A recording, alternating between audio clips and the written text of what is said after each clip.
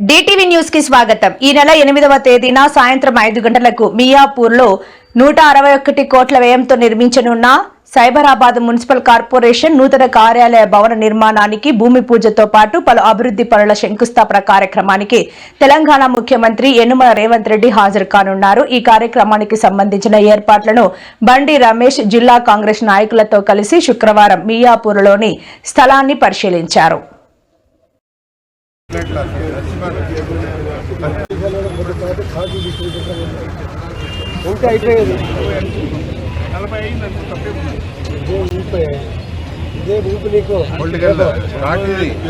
jam అయిపోతే